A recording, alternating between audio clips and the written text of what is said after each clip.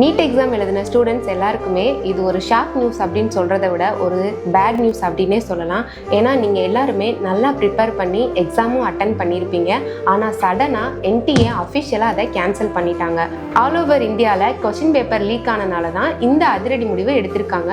So CBI தரப்புல இருந்து முழுமையாக விசாரணை நடத்த உத்தரவிட்டிருக்காங்க. நெக்ஸ்ட் என்ன, ரீ எக்ஸாமினேஷன் தான். நியூ எக்ஸாம் டேட்டை இன்னும் கொஞ்ச நாளில் அனௌன்ஸ் பண்ணுவாங்க. திரும்பியும் ஃபீஸ் கட்டணுமோ அப்படின்னு நினச்சி பயப்படுறீங்களா? ஃபீஸ் கட்ட தேவையில்லை, நியூ அட்மிட் கார்டு மட்டும் உங்களுக்கு வரும். நீங்கள் ஆல்ரெடி நீட் எக்ஸாமுக்கு நல்லா ப்ரிப்பேர் பண்ணியிருப்பீங்க, நல்லாவே எழுதிருப்பீங்க.